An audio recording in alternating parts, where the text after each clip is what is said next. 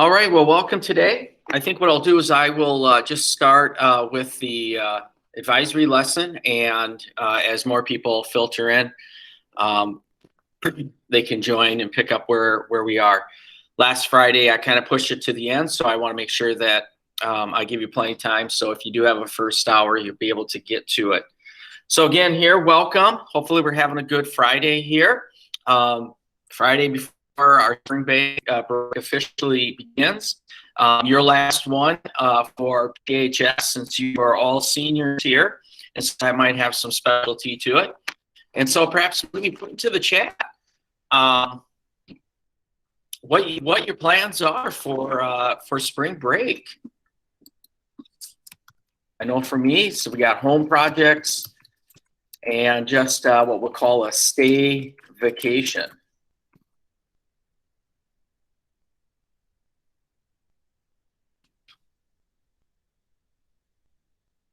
And so it's amazing to think that what has happened as well over this this past year since spring break of 2020. So hopefully when we do come back from spring break, it will be a little different than it was last time in 2020. So with that, I do want to focus on our task at hand here. And this is what we'll call lesson 3 of wellness. But does anyone have any questions or concerns before we start?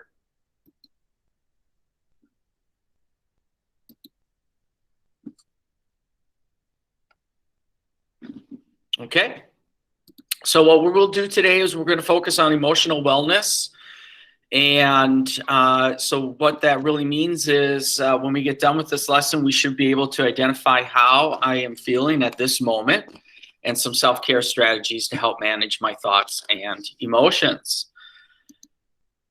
And so what we're looking at here is we see these different types of emojis out there.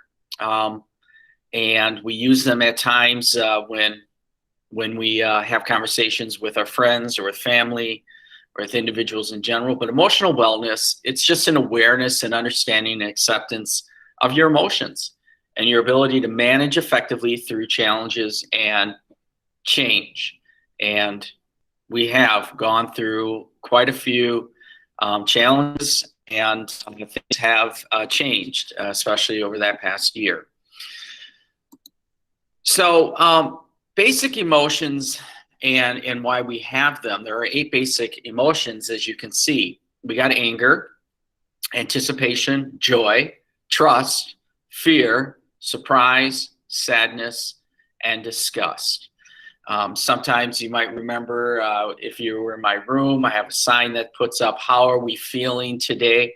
And there are a lot more emotions that go with that. But there are 8 basic emotions. And on any given time throughout the day, we could feel all 8 of them.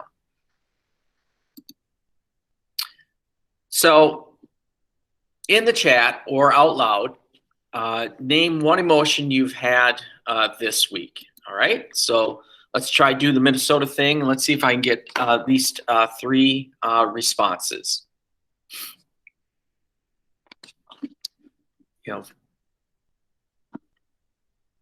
Yes, Lauren?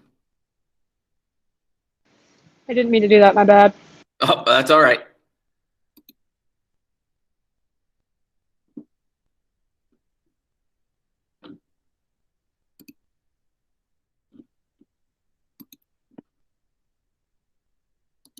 So if we have to look at these emotions here, just kind of get an idea. I think for me, one emotion I've experienced this week is perhaps a surprise when my son, who is a junior at the University of Minnesota, said that he and his roommates are going to go on spring break and out of the great state of Minnesota. That to me, that was a surprise. That's something that I did not expect from my son, that he would think that. But surprised. All right, so we got surprise, we got anticipation. Absolutely. I think, we are looking towards spring break as an opportunity to kind of recharge our energy cells here. So I've got a video here, and it's focusing on the types of thoughts that we have here. And so I believe the video is about 4 minutes. So give me about 4 minutes with this video, and see if we get some takeaways after this video. I will unmute, or I will mute myself so we can hear it a little bit better.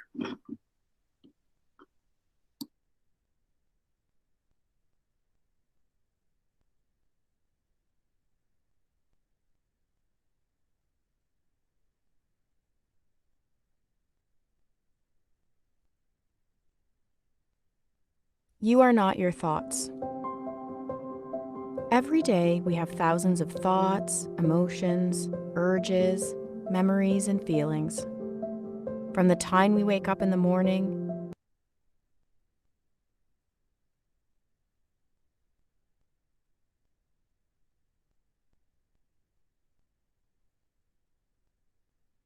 you are not your thoughts.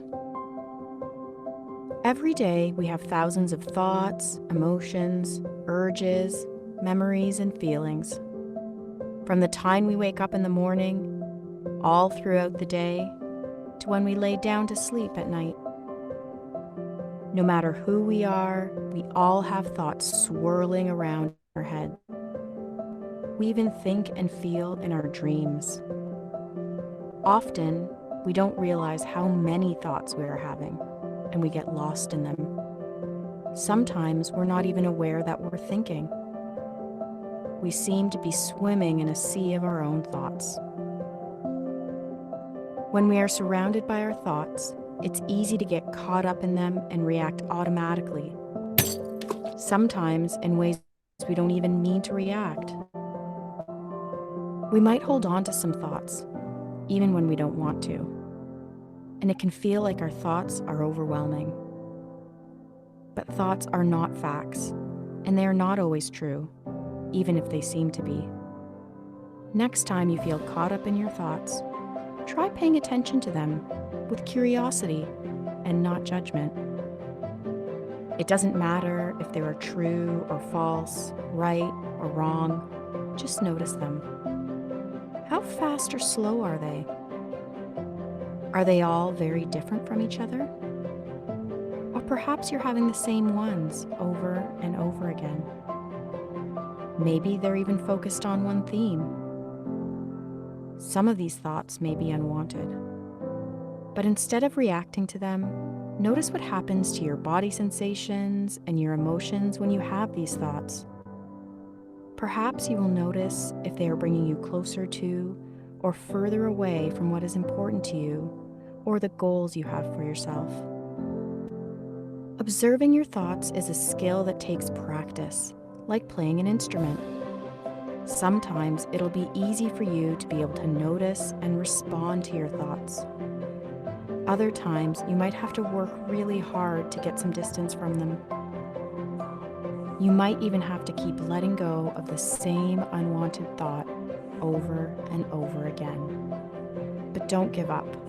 Keep trying. Like waves in the ocean, thoughts are always passing through our minds and can affect how we feel and what we do. But they are not us, and we are not our thoughts.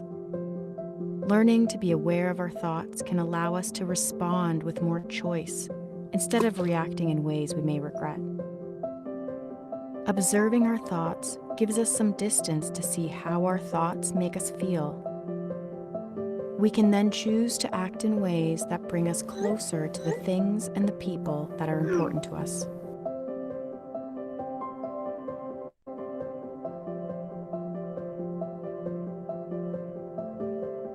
Remember, you are not your thoughts. Try observing your thoughts with curiosity. Try it right now.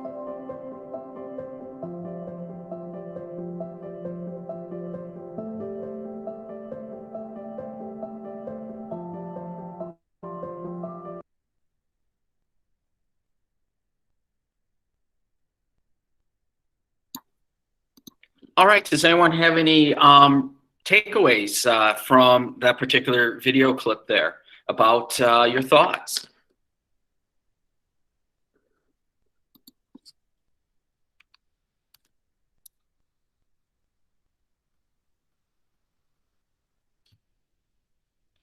One thing that I think about from that video clip was be aware of the thoughts that you have.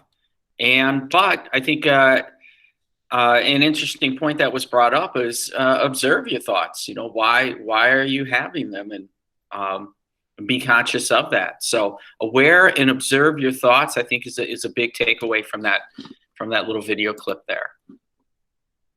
So practicing self-care increases your emotional well-being in a positive way. And so it is about that self-care. It's about being just simply aware of what is happening, and it does help increase your emotional well-being. And in many cases, it's going to be definitely very, very, very positive there. So practice that empathy, be active, practice mindfulness, try to have positive relationships, eat a healthy diet.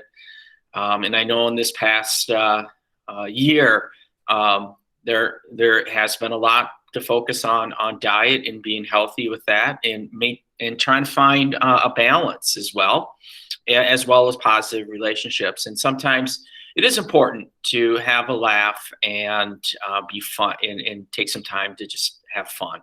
All that goes towards having strong, good emotional well-being.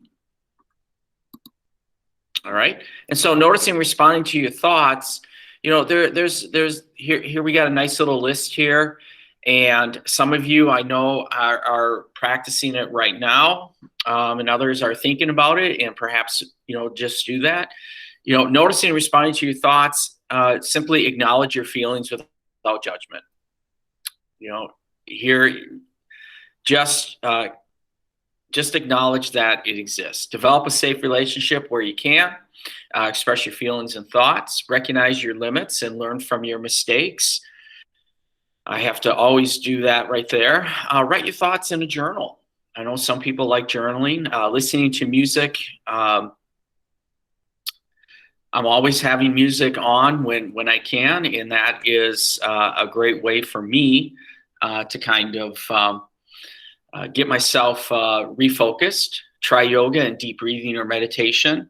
I haven't done that yet, but that is something that is perhaps on the horizon. Maintain a daily routine. I'm always doing that. Maintaining a daily routine, and especially through this past year. I have come in most of the times to teach, to teach and to be in the building just to have that daily routine, and then walk through the building and connect with those that are here, just maintaining that daily routine. All that's very, very, very important here. All right, so here we go. In the chat or out loud, share one strategy that you can commit to. That would be fantastic if you do that. For me, it's just maintaining that daily routine. That is the task that I will commit to, whether I'm here at school or at home, just kind of keeping a routine. Anyone else? Yeah, okay, do a little bit more yoga. I think if I joined in with my wife and daughter, they probably would look at me bewildered, like you're invading my space. Okay. Well, I appreciate those that have got involved in the chat, and if you're not getting into the chat or out loud, hopefully you're thinking about some of the information that was presented today.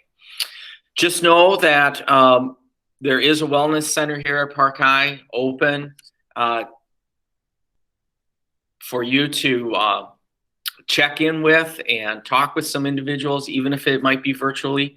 There's a plethora of resources on there as well. And I have this page, this wellness page in our advisory Schoology page, but you can also find that on the Park High website as well. Okay.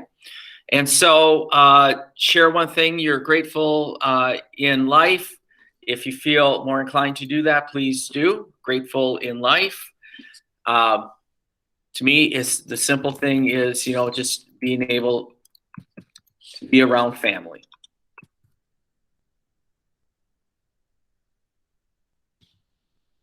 And that has been very, very important this past year, just to be around the family and be able to connect with the family. That is definitely what I am thankful for. Okay.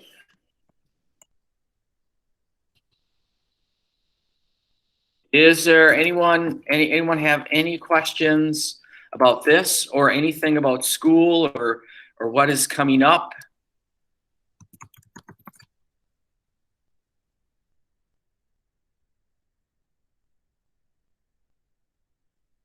I will know at some point during trimester 3, I will be returning to you a letter that you wrote when you were in 9th grade about your thoughts of 9th grade and what you hope your high school career would be like at Park High.